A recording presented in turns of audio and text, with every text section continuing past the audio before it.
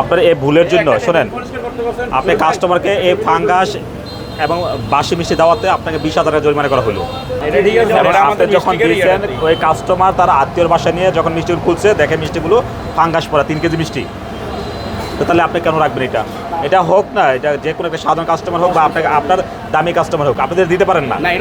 তাহলে আপনার এই লোকগুলো আপনার যা দায়িত্বে আছে ওনারা কোনো বাসি মিষ্টিটা আপনার সেলফে ডিসপ্লে করে রাখলো।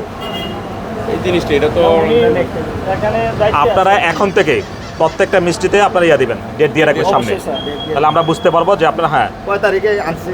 এটা আপনাদের তো ইয়ে আছে, আপনাদের 24 ঘন্টা রাখেন, 24 ঘন্টা যদি 36 ঘন্টা রাখেন, 36 ঘন্টা ওয়েবে ডেটটা দিবেন। তাহলে এগুলো কি মূল্য আছে? রেট কত করে বলেন? কোনটা রেট কত? না এটা তো আপনার মুখের কথা, রেট আছে কিনা? ওই চারটা এখানে আছে। আমি আপনার মুখের কথা বিশ্বাসই করবো না। আপনার এই প্রতিদিন কাস্টমার নিয়েই তো ফাঙ্গাসওয়ালা মিষ্টি নিয়ে গেছে। আমি আপনাকে বলি, যদি আপনি যথাযথ পদের প্রতিশ্রুত পণ্য বা সেবা ভোক্তাকে না দেন তাহলে 1 বছর জেল আছে, 50 টাকা জরিমানা আছে। আমি বুঝতে পারছি। এবং আপনি যদি একজন ব্যবসায়ী লং টার্মে ব্যবসা করবেন, আপনাকে এই বিষয়গুলো মাথায় অবশ্যই রাখতে হবে।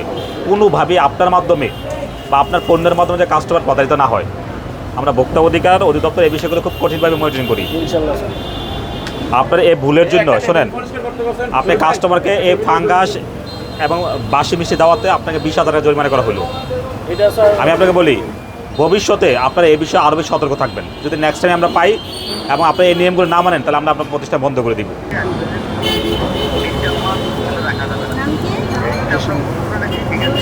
উঠান, এটা উঠান। আপনি বার্গারের বিদ্যুতে খাওয়াবেন তো এখন বানাই এটা কাঁচা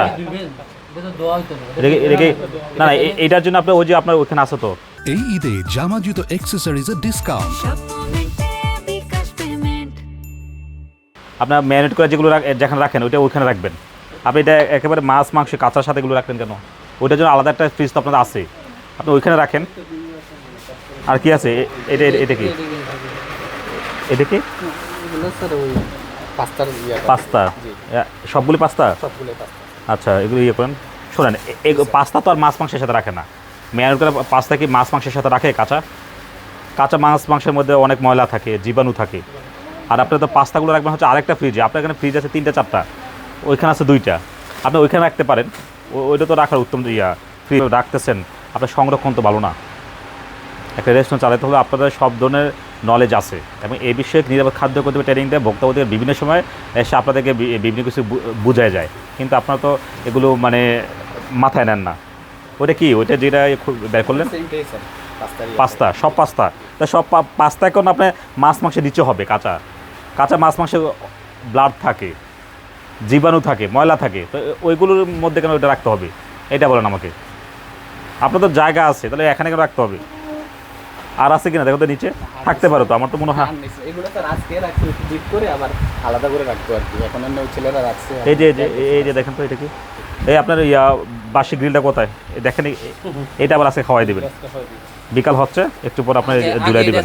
বলেন কেন এটা করলেন? হয় আপনারা খেয়ে ফেলেন, না হয় আপনার যারা আছে স্টাফ আছে তাদেরকে খাওয়াই ফেলেন, কিন্তু এটা কাস্টমারকে খাওয়াবেন কিনা আপনি বলতে পারবেন যে এটা গতকালের বাসি নেন আজকে?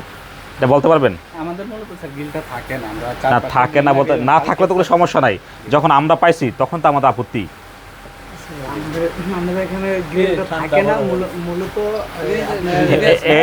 এটা ইয়া করে বাসিটা আপনি ইয়াতে ফেলান, বিনে ফেলান, ডাস্টবিনে ফেলান।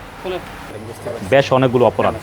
আপনার ফ্রিজগুলো ভালো করে খাবার সংরক্ষণ করার দায়িত্ব আপনাদের। আমরা কিন্তু এসে সবসময় বুঝাবো না। এই যে অস্বাস্থ্যকর খাবার আপনি পরিবেশন করছেন, ভোক্তা আইনে বলা আছে আপনি এখন 3 বছর কারাদণ্ড তুল্য করে জরিমানা। এবার বলেন আপনি কী করবো? এরপর হচ্ছে আপনি এটা একটা রেস্টুরেন্ট স্মোকিং জোন বানায় রাখছেন। আপনি এটা করতে পারেন না? পারেন। পচাবাসী খাবার দিতে পারেন? তাহলে এটাকে আপনি প্রতিশ্রুতিবদ্ধ? আপনি কাস্টমার সাথে প্রতিশ্রুতিবদ্ধ না যে আপনি তাদেরকে ভালো খাবার দেবেন, ফ্রেশ খাবার দেবেন, কিন্তু আপনি তো তাকে বাসি গ্রিল খাওয়াচ্ছেন। বলেন, এই জায়গাতে বের হয়ে আসতে হবে। আমরা আপনাকে ভোক্তাদের আইনে বিভিন্ন অপরাধে, বুঝছেন, আমরা আপনাকে 20,000 টাকা জরিমানা করলাম। ভবিষ্যতে আপনার যে স্টাফ আছে তাদের কাউন্সেলিং করবেন, ফ্রিজগুলোতে যেন খাবার ভালোভাবে সংরক্ষণ করে। যেগুলো সিদ্ধ করা এগুলো একটা ফ্রিজে রাখবেন, কাঁচাগুলো অন্য ফ্রিজে রাখবেন। ম্যারিনেট করাগুলো আপনার যথেষ্ট ফ্রিজ আছে, ওইগুলো সুন্দর করে রাখবেন। ওই কাঁচা মাছ মাংসের সাথে আপনি এগুলো রাখবেন না, ঠিক আছে? আমরা ভোক্তা অধিকার সংরক্ষণ অধিদপ্তর কুমিল্লা জেলা কার্যালয় আমাদের নিয়মিত কার্যক্রম অংশ হিসাবে আমরা আজকে কুমিল্লার সালাউদ্দিন মোড় এবং ধর্মসাগর পাড়ে এবং কান্দির পাড়ে বেশ কয়েকটি প্রতিষ্ঠান আমরা তদারকি করেছি এবং এখানে আমরা যে অনিয়মগুলি পেয়েছি আমরা এই বিষয়গুলো তাদেরকে সতর্ক করেছি যেন ভবিষ্যতে ভোক্তাদের সাথে এই কাজগুলো সেকেন্ড টাইম না হয়।